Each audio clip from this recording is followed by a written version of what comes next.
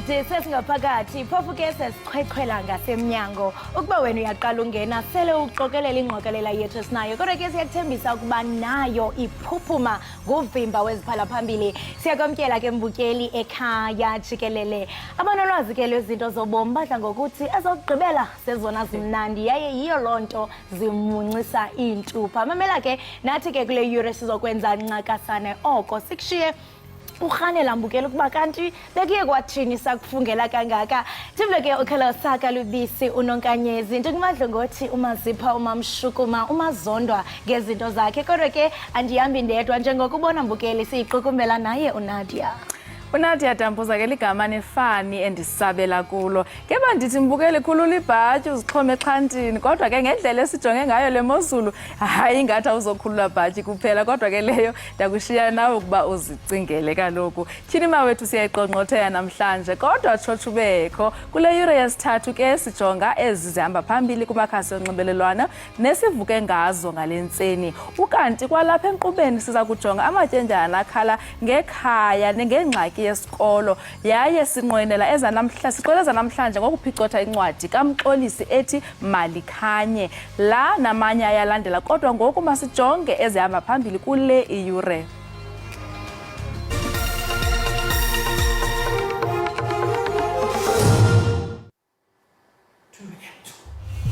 Ukanti ke ngaphambili siye sanika ingxelo yokuba isebe lophuhliso lwezoqoqosho KwaZulu-Natal alizosingatha imbasa zomculo zoMzantsi Afrika zalonyaka. Umbutho iDemocratic Alliance kunye neAction SA balukhabe ngawamane uxhaso oluvela kurhulumente elingumnyinge wezigidi ezingama-20 kulo msitho. I-20 million rands ke ngethetho evakalayo. iAction SA yade yabhalela umongameli uCyril Ramaphosa icela ukuba angenelele. Ukuva banzi ngalomba siye sachiba isikhwebu nesithethi sesebe lophuhliso noqoqosho nokhenketho eKZN uNdaba ezinhle Sibiya uphawuleke wenjenje. Imali ebekwe eceleni ukuxhasa ama-South African Music Awards imali ewu-20 million excluding iVAT. Imali le ezoxhasa ama-Summer Awards njengoba sazi ukuthi kusayinwe inkontileka yokuthi kusetshenziswane kule minyaka ezibe u3. Uhulumeni waZulu-Natal kakhulukazi-ke umnyango lwezokuthuthukisa zomnotho unenqubo nje yokuthi ungenelele emkhakheni ehlukahlukene yezomnotho okuhlanganisa i-culture and creative industry.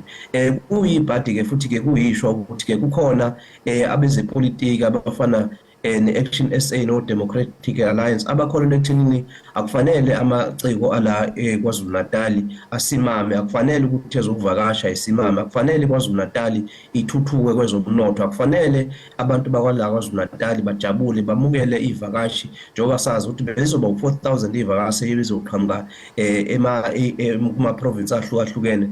Ungqongqoshe-ke uSibonisa Duma uphinde wacacisa ukuthi-ke uzoqhubeka asebenzisana ne-recording industry of South Africa uqinisekisa ukuthi kuyathuthukiswa umkhakha wezomculo nomkhakha wezongcebeleka.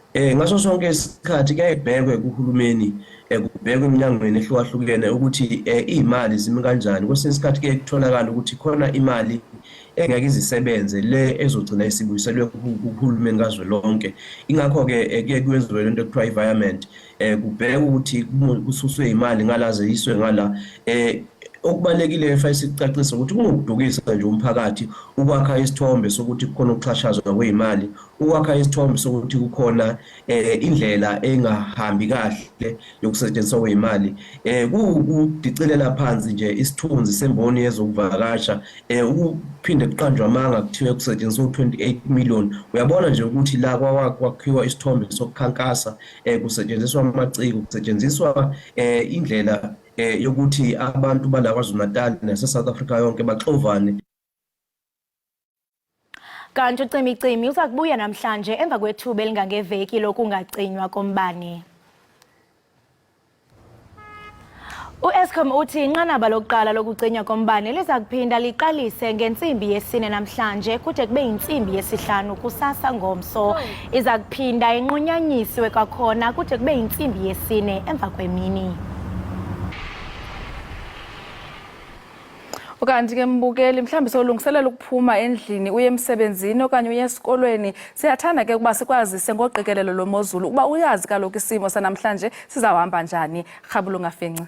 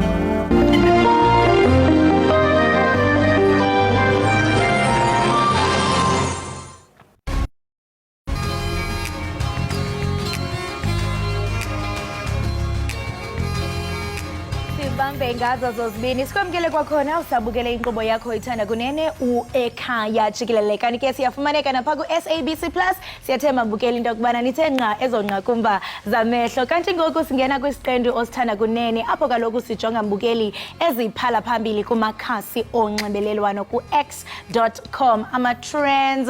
Kanti ke xa sijonga ke #, zanamhlanje kuyaphawuleka mbukeli into yokubana uphala phambili #, Musakhawula elandelwa nguye #Sama.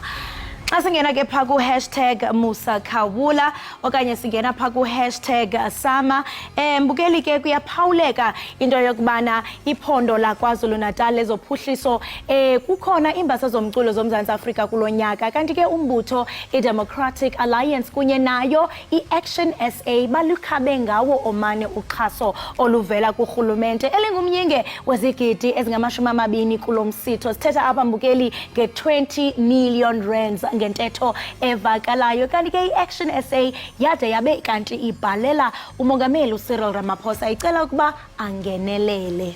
Ukanti ke isebe lezoqoqosho liyaphika ukuba bawurhoxisile lo msitho ngenxa yoxinzelelo olukhulayo. Action SA isamkele isigqibo sesebe sokurhoxisa ukusingatha lo msitho.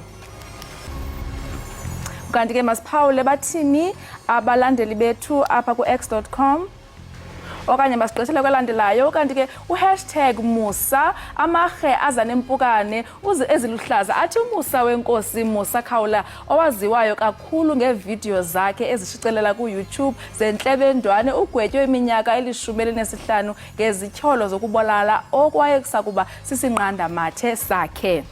Ukuba ke uyakhumbula kakuhle uKhawula wavela kwinkundla kaMantyi yapha eFredenburg ngomhla wesi-5 kweyeDwarha. Njengokuba ke lamarhe esasazeke kumakhasi ezonxibelelwano, abalandeli ke bazama ukuhlanganisa lamaqheke ezendaba ukufumanisa ukuba uphi kanti uMusa. Make sive mbukeli abathe babhala pha ku x.com bephefumla ngale ngxoba kaxaka kaMusa bathini. Uthabang uthi Musakhawula is not in jail.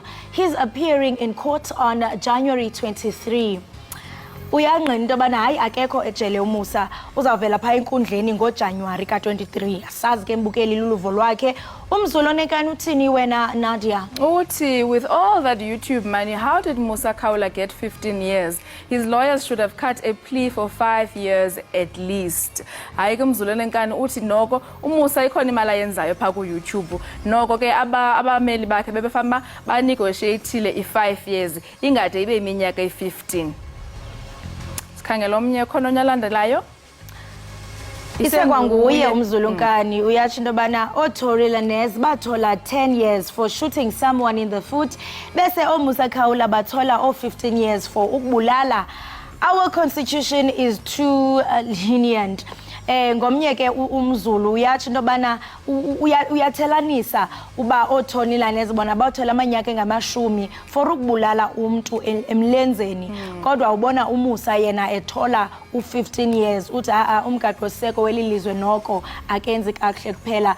Kuyaphawuleka mbukela into yokubana leyo ke ibiluluvo lokugqibela. Bephefumla ngengxoba kaxakexa kumxhaka yakhe uMusakhawula. Uyawuqonda ukhumbule kaloku mbukela into yobana xa ucinga ngaye kuthi xhwi entliziyweni kuba oko simbona phaa ku-YouTube. Kanti ke kusithiwa unetyala lokubulala isinqandamathe sakhe.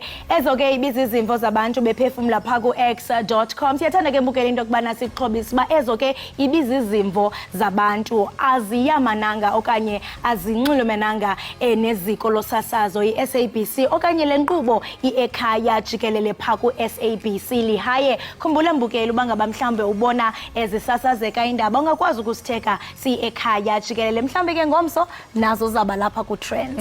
Sizifunde nazo. Babona indaba zabo kumabonakude. Injalo. Ukanti ke mbukeli kudala sithetha ixesha ke ngokuba sike sibhatala amatyala. Makholi masithi tsiye evenkileni ngokukhawuleza.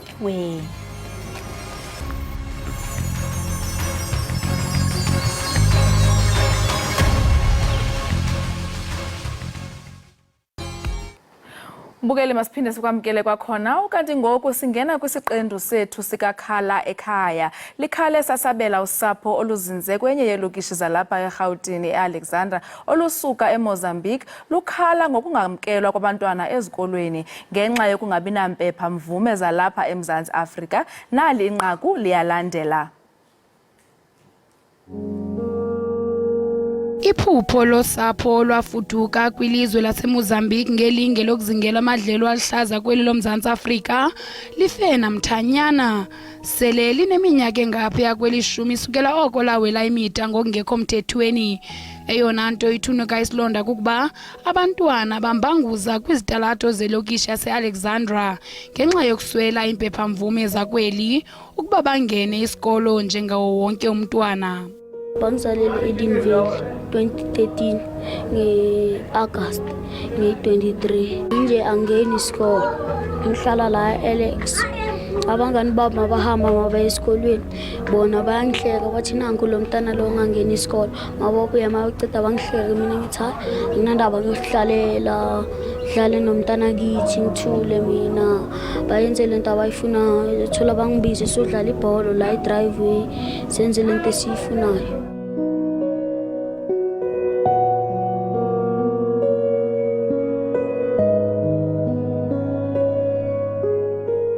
Ngifuna ukuthi angenise isikolo mangikhula noma ngiyoba udoctor ngithengise noma yini. Bangizalele eMozambique nge-2010 19 November. Manje angeni isikolo for abafuna amaphepha ngizusepeyini. Noma ngibona abantu baye esikolweni bayangihleka bathi ona uyisikolo angivele ngithule. Abanye bathi ngibakhaphe ceda ngibuye kiwani. Abanye bathi ngibalande ayingivele ngitanya poreka bathini lapha ceda bangihlaza bathi lo yangena isikolo wathi akangeni. Ceda bathi hamba nomuntu angangeni isikolo. Amanye bheka ngelinye ilanga avuka ekuseni athi ngikhaphe umngani ngathi hayi angifoni. Athi tasonga ngeni isikolo afuna ukukhaphana ngathi angiright.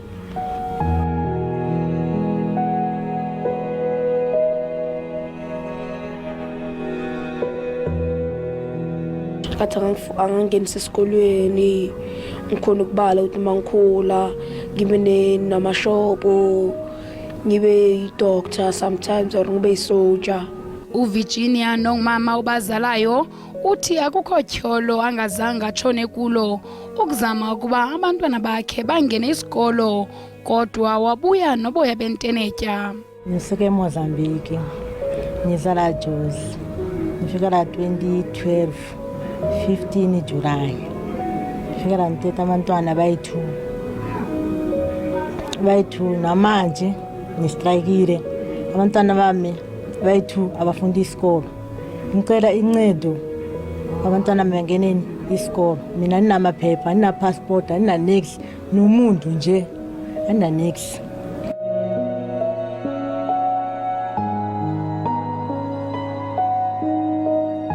Unganceda nje ngandani abantwana bangene isikolo. Ngoba manje nami ngiyahalela nje abantwana bafunda isikolo. Utata wabo uvuka rhoqo ngonyezi kuyokuzingela into eyaphantsi komlomo. Uthi lowo unegxalaba lubanzi ucela ukuba ave isikhalo sabo. abantwana bayakhula ngasama babekanyana ekhireshi nyana yomunye somebody la elokishini baphuma lapho abantwana lawo ekhireshi bayi-2 bathola ne-certificate nyana ngathi angizoya ema-social worker 15 ngizozama ukuthi ngikhulumelane nabo ukuthi abantwana bami bayakhula bafuna ukufunda esikole. Namanje manifika so ningibona ndiso hliziyo yami yasha ukuthi abanye banabantwana abafundayo bakhona ukwazi amagama wabo noma mina baba wakhona ngokuba ngizalelwe eMozambique bengikwazi ukubala igama lami ukuthi ndimi ubani. Manje abami bangazi nokubala igama la eJohannesburg kwenzekaleni. Namanje mangila zamana nomsizi ongangisiza kwenye into eyonke ukuthi ungangithatha angise eMozambique nabantwana bami bonke ku right, ungangifundisela abantwana bami ku right, ukudla ngeke ngikhalele umuntu ukuthi hey awundiyenzele ukudla ngokuba ke angazi ukuthi kutholeka lapha. Mara ngendaba yabantwana ne situation nikuyo manje ngiphelile straight, ngiphelile ngifuna umsizi ongangisiza ngengqondo yakhe. Bathi kungoku nje bacinga ukuzibopha ziqine basingise emva ekhaya. Ndinguvuyokazi Kafile weendaba ze-SABC eRhawutini. Ukanti ke ukuxovula banzi lomba sikrwece uElijah Mhlanga ophuma ke kwisebe lezemfundo. Elijah, masikubulise sikwamkele enkqubeni.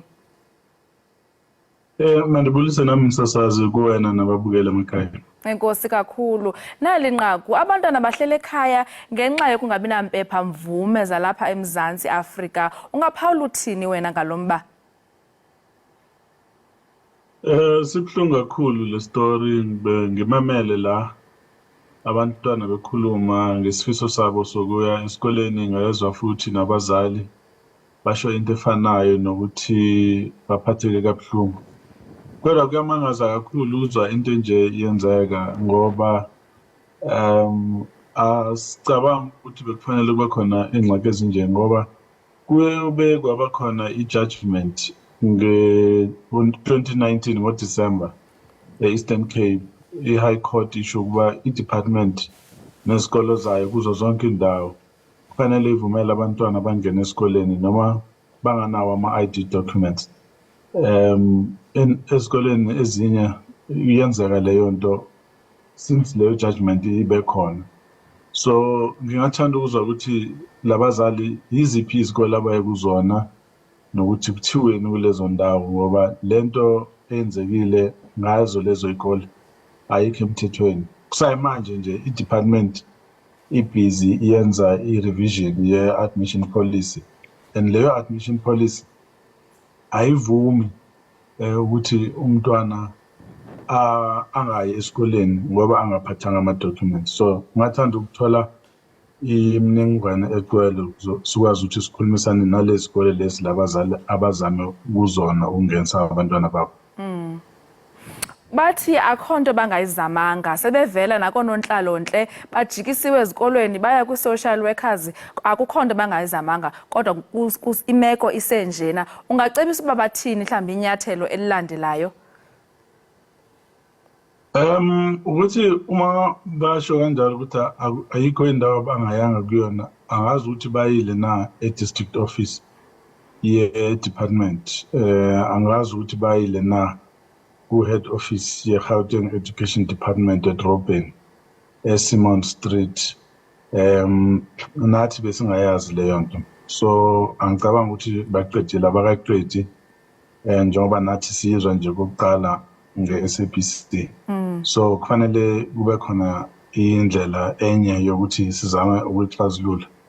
Ngicabanga ukuthi uma siqeda lana sizothola ama-contact details wabo, sowazi ukuthi sikhulumisane nabo kabanzi sizwe ukuthi kwenze njani na abantwana bahleli ekhaya bangekho esikoleni noma kungafanele ukuthi bazithole bahleli emakhaya. Kubakho ixesha elininzi abantwana ingakumbi abantwana bakumabanga phansi aye afumane isibonelelo from urhulumente wethu kodwa aba sibabona bengafumani isikolo bengafumani nesibonelelo abazazi nyani bangenza njani na ikhona mhlambi into onontlalontle abangabanceda ngayo oyaziyo uma abantwana bengeza esikoleni bazothola ukudla kwe-school nutrition program benefit yokuqala le yesibili bazokwazi ukufunda vele enye-ke i-system yethu ye-education kufuna ukuthi umntwana nomntwana abe registered kuyona i-SASAMS, South African School Administration System.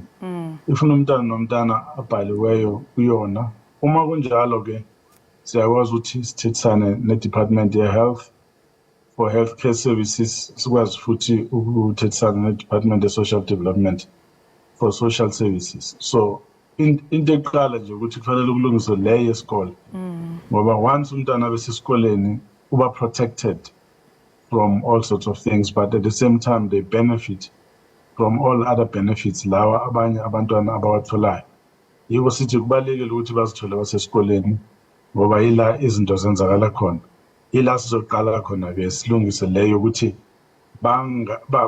bangabikho esikoleni angazi ukuthi benze njani ngempela nje ayingiphathi kahle lento ngoba siyazi ukuthi leya court ruling yasemakhanda high court ilungise into eziningi lezi izikole bezizenza ukuthi bajikise abantwana bathi abaphathanga ama-ID documents nalabo abangenawo vele ama-ID documents kufanele bangene esikoleni so kufanele siyilungise lento yiko ngithi nje sizocela ukuthi uma siqedile ukusebenza la sithole indlela ukuthi sikhulumisane nefamily silungise zonke lezi zinto lezi obuza ngazo uphawule uba uthi mabaye etown kwisebe lezemfundo abazufika pha bafunwe kwalamaphepha ezimpepha mvume zifunekayo esikolweni abazobuzwa ngazo xa befike pha ofisini no if bangakhuluma nami bangayilengi ngizobatshela ukuthi baye kubani uma baya lapha angeke bafike bahlupheke laphana so sizoyilungisa into yabo okay akho ngxaki sicela ke usinike iinkcukacha zabo ukucikoza zakho ukuze sizidlulisele phambili ngingadlulisela phambili zikhona vele ziyatholakala ku-internet noma ikuphi so ayikho into yokuthi ngizozifihla ngabanikeza zona ukuthi nje kufanele basho ukuthi bangubani bona sihlangana njani nabo then so ilungisa ke uma isuka lapho kodwa nani uma kwazeka ningadlulisa ama-contact information abo kumina uzokwazi ukuthi ngisheshe ngibathinte nami sisheshe siyilungise lento ngoba isikhathi sesihambile kufanele silungiselele unyaka wabo wesikolo ka-2024 ngoba u-2023 sewudlulile kodwa isikhathi sekhona ukuthi singalungisa ukuthi bakwazi ukungena esikoleni ngo-2024 2023 sephelile ukanti ne-registration ne-applications zika-2024 sezivalwa ngoku siyathemba noko le ngxaki izawukhawuleza isisombululeke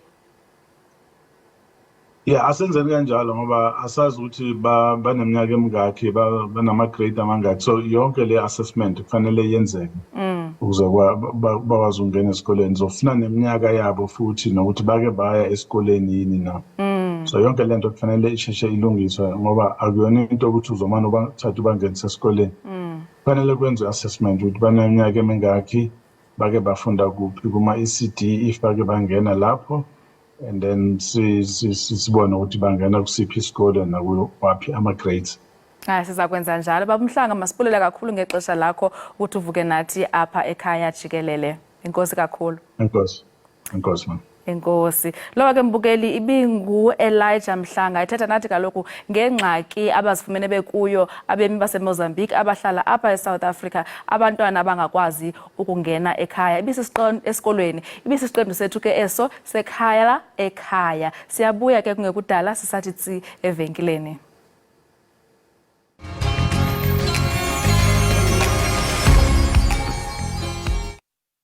Enkosi ngokuhlala nathi nisasibukele kaloku apha ekhaya jikelele ubusani lungena ufika sezichwechwela ngasemnyango kodwa ke ungaxhalabi noko ikhona into esikuphathele yona kanti ke uMalikhanye yincwadi yesithathu yakhe kaloku umxolisi Nyezwa lincwadi ke luphononongo oluchukumisayo nohlanganisa okuphathelene nobuntu kunye nezopolitiko inhlungu kunye nokuhle esizobe sikanyezwa siyaqhwatyelwa kakhulu ngokolwimi nangokomfanekiso nanjengokuba sikunike umfanekiso ngqondweni ocaceca ngoko kuthethwa ngoko ukuzivela banzi ngale ncwadi siqondile ukuba masingahambi sibuzisa sivele sikrwece yena umxolisi Nyezwa nongumbhali wayo. Mxolisi masikubulise sikwamkele enkqubeni sibambe ngazibini ngokuba unathi namhlanje apha ekhaya jikelele. Molweni sisi ngiyazibulisela nami ndibulela neYouTube ndibulisela kubamameli ababukeli benkqubo. Hayi enkosi kakhulu uye wathatha usiba nephepha wabhala lencwadi yintoni yakuchukumisa yakhuthaza ukuba ubhale incwadi ethi Malikhanye? Ndingathi into eyandichukumisayo ngamandla oqala kwaye ndafumana ilishwa nonkosikazi selahlekelwa ngumntwana wasweleka kwingozi yayikho esemncinci ngamandla kakhulu inoba zinyanga zinne-zinhlanu. Loo nto ke yiyo ke eyabangela ukuba emveni kweso sehlo eso ndabona ukuba olona hlobo ndinolenza indlela endinokwenza ngayo ukuba ndikhawulelane nemeko endandiziva yoxinzelelo ndiziva ndiphantsi kwayo ngelo xesha ukuba ndibhale ngale nto ngesi sehlo senzekileyo simbi ngolo hlobo yayiloo nto ngamandla. So ngenye indlela I was just trying to come to terms and deal with the trauma endandiyiva ngelo xesha. Siqolise kakhulu ngesehlo esithe sakwehlela wena nomfazi wakho. uMalikhanye siyabona into yokubana ungena nzulu kwimixholo xebe equka i-personal loss which is something that you went through. Iyagxila kwakhona kwezopolitiko kunye namava oluntu. Ingaba mhlawumbe uyilungiselela njani le mixholo kwimibongo yakho?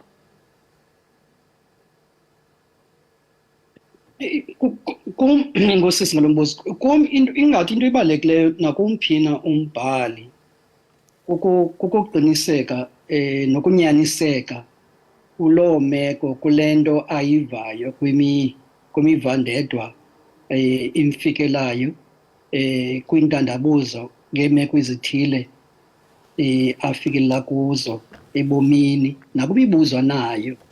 Iyona nto ibalulekileyo kuba ke into yokubhala akukho nokuba luhlobo ndingayijonga mna njengendlela lula yokuphila okanye ke mhlawumbi ke njengomsebenzi ozakhawuleza mhlawumbi ubeka endaweni ethile okanye ngokwezimali nangendlela yokufumana udumo. Hayi into yokubhala into esondeleyo nakumphina umntu. It's a very very personal journey into yokubhala ukutsho ukuthi ke iyona nto ibaluleke kumbhali nowuphina umsebenzi ajongene nawo kukuba umntu anyaniseke kwiimeko zokuphila nendlela ajongene nazo ngokwempilo ngelo xesha. Nantso ndibalulekileyo enye nenye iye ilandele kulaa lwinye nje yokuba unyaniseke. Ingabonakala ingathi yinto ekhaphukhaphu uyithethe ingathi ayinamsebenzi kodwa ibaluleke ngolona hlobo lumangalisayo. And obunye ubuchule bombhali kukuba mhlawumbe ngethuba ubhala nathi singabafundi usithathe usibeke kanye kwesi simo. Ukusebenzisa kwakho ke umfanekiso ngqondweni kuyavuselela kakhulu kule ncwadi. Ungakhe usixelele ngezinye mhlawumbe ii-symbols esingatsho into yobana ziphambili kunye nemifanekiso othe waba kanti uyayisebenzisa kunye nokubaluleka kwayo? Ndibuyela kwakhona kulaa nto bendiyithethe ngaphambili yokunyaniseka kubomi obuphilayo. Ayinolanga loo nto sisi uhlobo esiphila ngalo namhlanje. Into eye ikhokeliswe namhlanje ukuba ungabi nanyani kuwe mntu wena qala ukholos uxhathise ngendlela mhlamba abantu abathile ababonwe njengabantu abaphumeleleyo uzama uzifanisa nabo uzama ulandele uleqe indlela abaphila phofu ongayaziyo wena ndizama ukuthi ke inzima ke gqitha loo nto ngakumbi nakakumbi luhlobo apho kuye kutshatyalaliswe ubomi babantu abatsha just this modern world the way it's set up ilungisele bahlambi amaphupha abantu abatsha mawangayindawo yenziwa njani leyo uqala uba you must deny yourself, deny your life journey, deny everything about yourself and embrace other people's experiences and worldviews. Ngizama ukuthi ke kokunyaniseka kubaleke gqitha ukuza kulo mbuzo uthethayo ke okunyaniseka kule meko yaseNew Bright ndihlela kuyo kwezi zindlu ndikhula phakathi kwazo kwezi zitrato ndikhula phakathi kwazo eNew Bright kwabantu ndiphila phakathi kwabo nokuba ngabantu abangenanto ayinamsebenzi nokuba ngabantu abangaphangeliyo ayinamsebenzi nokuba ngabantu ubonisa ixesha elinintsi abangena bephuma ezitolongweni ayinamsebenzi into ebalulekileyo imifanekiso endibhala ngayo mayijole ngqo kanye kwezo meko abantu bajonge nazo. Uthetha apha ngokunyaniseka kwempilo oyiphilayo kwaye uye wanconywa ngokusebenzisa kwakho ulwimi ngendlela mhlambe esingatsho into okubana yohlukile. Ingaba uqinisekisa njani ukuba le mibongo yakho inamandla kwaye iyakhumbuleka njengokubalula into obana ukunyaniseka ngokuphila ubomi bakho uqinanise kakhulu kuloo nto? Akho qhinga limbi sisi kuyonke lento ngokubona kwamandazi ke kubanye ababhali nakubanye abantu abakuhambo olufana nolu kum iyakulanda ukuba nyaniseka noba kukaka kangakanani na nyaniseka kwibali lakho your truth is paramount yona ndibalulekileyo ukuba mna bandizalelwe kweli tyotyombe ndihlela kulo kwaba bazali bangaphangeliyo sithengisa amagwinya apha ekhaya ibalekile loo nto kuba ke that is your voice as umbhali ile nto uzanayo leyo ibalulekileyo uba yonke into wena yijonga andithi let us embrace ukuhlupheka kwethu sikuphakamise sikusele phezulu sikusemafini akho nto injalo kodwa into ebalulekileyo ukuze ukhululeke nakweyiphi imeko ozifumana kuyo qala you must acknowledge it qala yamkele ukuba ndikule ndawo ude ubone bahlambi iqhinga lokuphuma kulo mngcuma ndikuwo ngoku ngiza kusebenzisela ungaveli wenza ingathi ukwenye indawo kodwa ukwenye indawo nanti yona ngxaki ndizanayo sinto endizama ukuthetha yona uba kum ngokombhali how I translate that message that life lesson kukuba ngalo lonke ixesha ndibhala mandizame ukuba obu bomi ndibuphilayo ndiburepresente in its most purest form. In its most purest ibe ngathi lubisi apho umbhali uJolobe athi obo buhle bulubisi ithabathekile bubo wanyibiba umhle. Ngaphambi kokuba ndiqhawule uxolo nje ngokuqhawula ndiyathanda into yobana uthethe ngale i-book fair izayo kwaye mhlawumbe nabantu xa bekufuna le ncwadi bayifumana phi? Iyafumaneka kulaa book fair sabe sinayo eMendi Art Center eGqeberha ngomhla wange-16 ukuya kujongeka 17 iyabe ngolwesine nolwesihlanu apha kuNovember kule nyanga izayo saba naloo mnyhadala kwi-book fair apho siye simeme ababhali ndlu zonke nkalo zonke baze bafike bazobonisa ngeencwadi nohambo abaluhambayo apha ekubhaleni sibamema ke nabafundi zincwadi abathanda izincwadi siwamema namagosa karhulumente ajikele uDepartment Arts and Culture nangona ke uqimilenze ngamanye amaxesha no-education siyabamema bonke bantu benkosi mabasondele bazokubona umsebenzi wenziwayo omhle. Mhle kakhulu ngenene lo msebenzi niwenzayo. Masibambe ngazibini ngexesha lakho, siyathemba into yokubana nalo book fair izohamba kakuhle kakhulu. Enkosi kakhulu. Enkosi mama, enkosi. Right, Mugeliwe Ekhaya Jikelele lo besithetha naye nguye umxolisi Nyezwa othe wathatha usiba nephepha wabhala incwadi etshoyo into yokubana malikhanye. Kanti ke Mbukeli siyiqela siyiqongqotha ngolo hlobo Ekhaya Jikelele. Sibambe ngasibini kuwe ngokuba ube nathi namhlanje kwaye sothulela umnqwazi abaqulunqi bethu benquthi bawuqinisekisayo into yokubana uzifumana zishushu zinjalo. Siyabuya kwakhona ngomsonandi. oLwesihlanu Ewe. Kuzawuba manzi. Sekuyi-Friday. Hayi, ekhawulezile iveki. Hayi ndizawubuya ndizawubhinqa.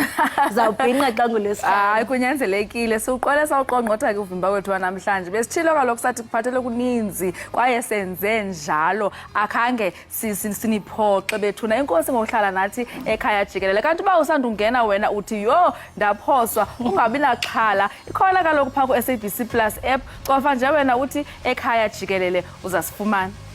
Kamnandi mawethu.